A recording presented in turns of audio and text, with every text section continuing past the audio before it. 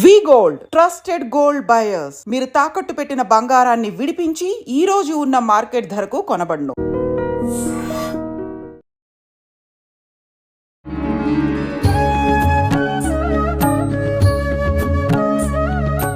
నమస్కారం, welcome to I dream media.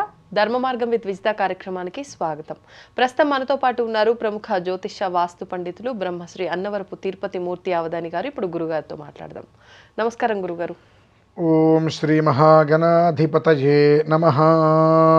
గురుగారు, ఈ నెలలో వచ్చే ఈ 19వ తారీఖు రోజున సోమవారం శ్రవణ నక్షత్రం. ఇది మనకు పోయిన కిందటి మాసంలో కూడా సోమవారం రోజునే శ్రవణ నక్షత్రం కలిసి ఉంది అని చెప్పుకున్నాము. మరి శ్రవణ నక్షత్రం అనగానే వెంకటేశ్వర స్వామి వారి నక్షత్రం, జన్మ నక్షత్రం అని చెప్తూ ఉంటాము. మరి అంటే ఏదో ఒక ప్రత్యేకత ఉండే ఉంటుంది. శ్రవణ నక్షత్రము సోమవారం కలిసి ఉంది అని చెప్పి మనం ఇంతకుముందు కూడా మాట్లాడుకున్నాం. మరి ఈసారి ఎటువంటి ప్రత్యేకత ఉంది, మనం అంతా కూడా ఆ రోజున ఎటువంటి విధానాలు ఆచరించాలి? తప్పకుండా అమ్మా. కలియుగంలో మనకు సంభవించేటువంటివి, మనకు వచ్చేవి, మనం చూసేటువంటివి, మనం చేసేటువంటివి అనేక రకాల పాపాలు, దోషాలు ఉంటాయి. వాటి నుంచి కనీసం మాత్రం మనం బయటపడటానికి శ్రవణ నక్షత్రం చాలా మూలమమ్మ. ఇష్టం స్వామివారికి. ఆ శ్రవణ నక్షత్రం పరమ మూలం. ఆ రోజునాడు స్వామివారి దగ్గరికి వెళ్ళి దర్శనం చేసుకుని అక్కడ నిద్ర చేయటం అనేటువంటిది అత్యంత శ్రేయోదాయకం. అంటే మనం ఇక్కడున్న ఆలయాలకు కూడా వెళ్ళొచ్చా, తిరుపతికే వెళ్ళాల్సి ఉంటుందా? ఎక్కడైనా ఆలయం ఒకటేనమ్మా. నేను ఎప్పుడు కూడా ఇక్కడైతే పెద్ద అక్కడైతే కాదని నేను అన్నాను. ఎక్కడైనా ఒకటే. కాకపోతే అక్కడికి ఉన్నటువంటి గొప్ప ఒకటి విశేషం ఉంది. ఏమిటి అంటే ఆ 7 పర్వతాలు ఏవైతే గరుడాద్రి, నీలాద్రి, నారాయణాద్రి, వృషభాద్రి, వెంకటాద్రి అని ఏవైతే కనుక చెప్పుకుంటామో ఆ 7 పర్వతాలు కూడా సాలగ్రామ శిల. మన పూర్వీకులు ఇంట్లో సాలగ్రామం ఉంటే అభిషేకం చేసుకోరా మంచిదిరా అంటూ ఉంటారు.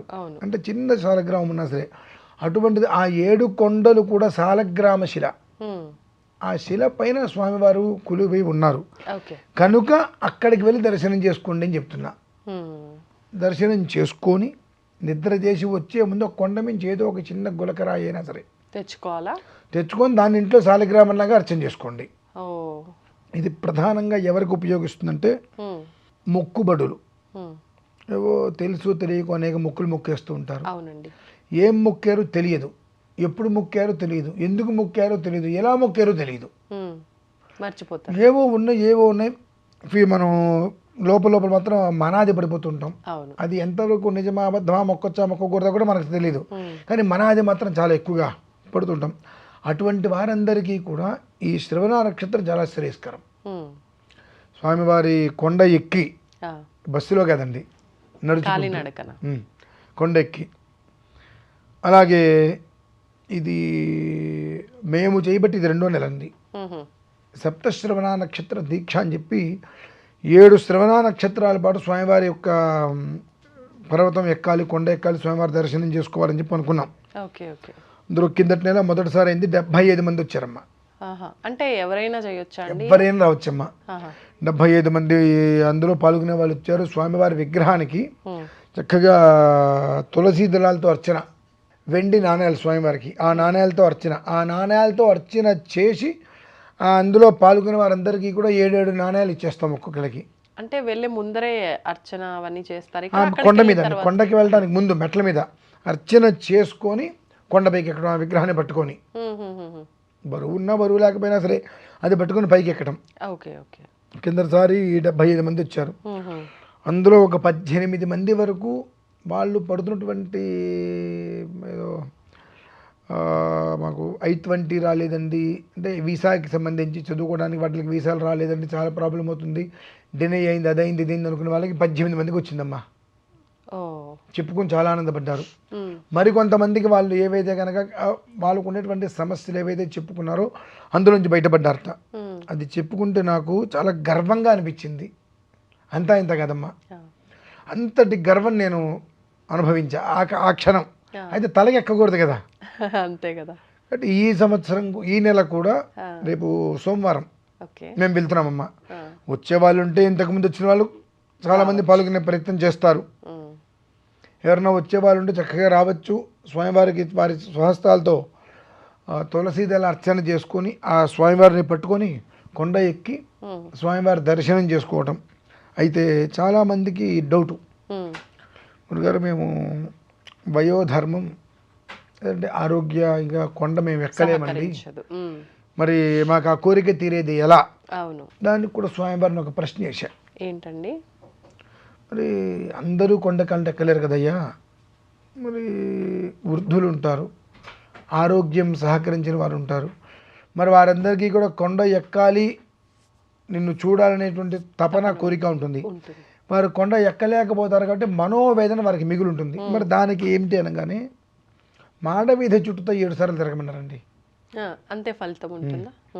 మాడవీధి చుట్టూతో తిరిగి నేను మధ్యలో ఉంటా, లోపల అనేక దేవతలు ఉంటారు, వరాహుడు పక్కనే ఉంటాడు, కోనేరు ఉంది, పుష్కరిణి కలిసి ఉంటుంది. కాబట్టి మాడవీధి చుట్టూతా ఒక ప్రదక్షిణం చేయి, ఒక 5 నిమిషాలు విశ్రాంతి తీసుకో, మరలా ప్రదక్షిణం చేయి, మళ్ళీ విశ్రాంతి తీసుకో, అలా 7 ప్రదక్షిణాలు చేయి.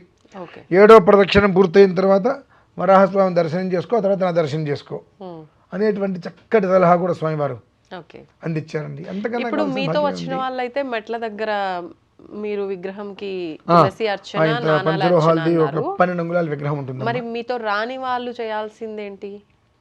వాళ్ళు విగ్రహం తెచ్చుకొని అలా చేసుకోవాలా, లేదు అంటే స్వామివారి దర్శనం ఒకటి సరిపోతుందా? ఇప్పుడు మాతోటి రాలేని వారు పైకి వచ్చిన తర్వాతైనా మాకు కాల్ చేస్తే ఆ విగ్రహానికి మళ్ళీ అర్చన చేస్తాం వాళ్ళ చేత. అక్కడ ప్రధానం ఏమిటి అంటే అనేక రుగ్మతులతో, అనేక రకములైనటువంటి ఆటంకాలతో ముందుకు వెళ్ళలేక ప్రతి పనిలోనూ కూడా విగ్రహాలు వస్తున్నాయి. ఎంత ప్రయత్నాలు చేసినా మనం ముందుకు వెళ్ళలేకపోతున్నాం అనుకున్నటువంటి ప్రతి ఒక్కరూ కూడా శ్రవణ నక్షత్రం రోజు నాడు స్వామివారి దర్శనం చేసుకోవటం వలన మనం వినేటువంటి ప్రతిదీ కూడా శ్రవణానందకరమైనటువంటివి వింటాం. నువ్వు అనుకునే పని అయిపోయిందయ్యా, నీకు శుభవార్త వచ్చింది, నీకు మంచి జరిగింది, నీకు ఉద్యోగం వచ్చింది, నువ్వు అనుకునే పని అయిపోయింది, ఇటువంటివే మనం వింటాం. శ్రవణం అంటే వినటం. ఆ వినేటువంటిది మనకు మనస్సుకు ప్రశాంతతనిచ్చేదయ్యి, మనస్సుకు సంతోషాన్ని ఇచ్చేదయ్యి ఉండాలి. అటువంటిది ఖచ్చితంగా చేకూరుతుందమ్మా. అవుతుంది. ఓకే, అంటే ఎంత కాలంలో అవుతుంది?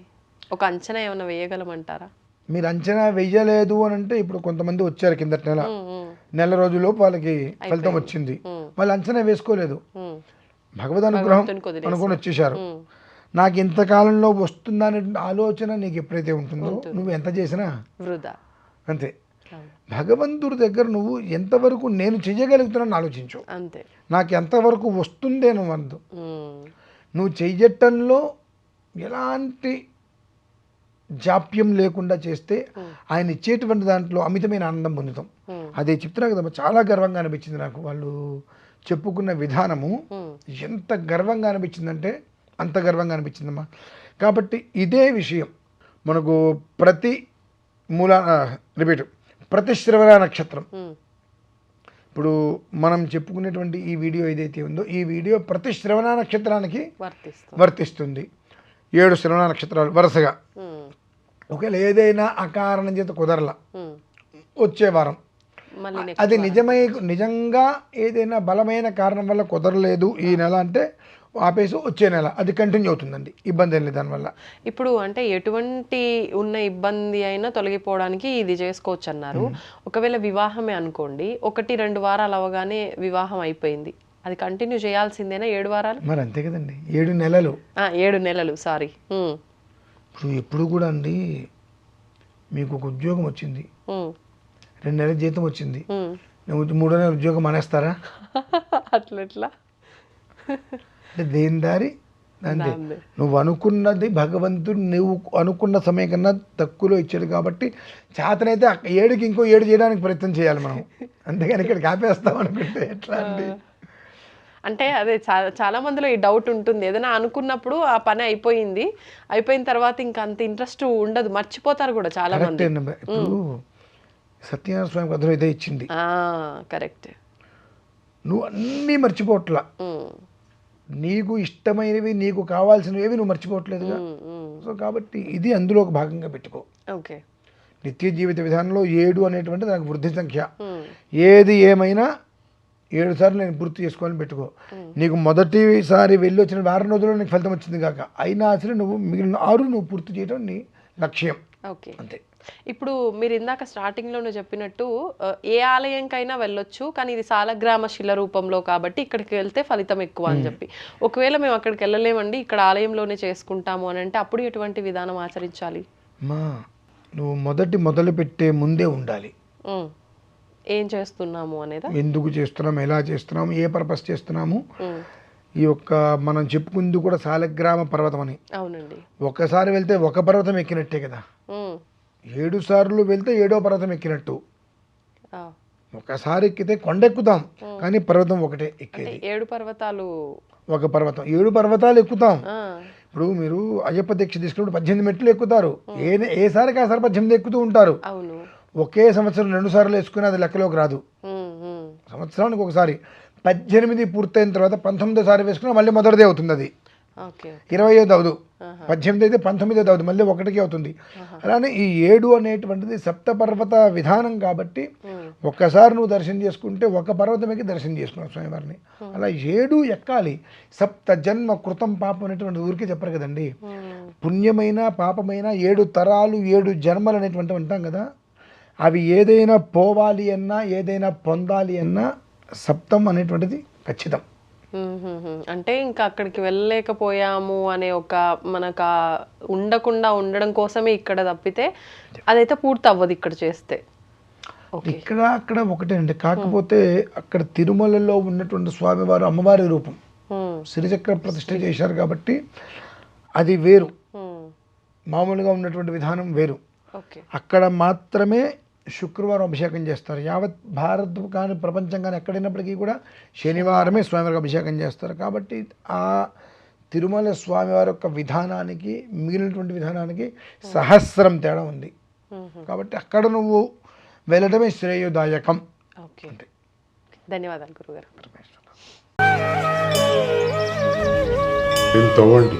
తవ్వుతూనే శివలింగం పరమాత్మకు జీవా సరే దాన్ని అట్లా కప్పేసేయండి, చూపించదండి. Krishna is there. మూర్తి పూజ కాదు, సాక్షాత్ బ్రజేంద్ర నందన భగవాన్ ఉన్నారు మూర్తిలో. ఏమీ ఆశించకుండా ఆరాధించే వాళ్ళు కూడా ఉన్నారా ప్రభుజీ? నిజమైన భక్తి అంటే మనకు తెలియదు కాబట్టి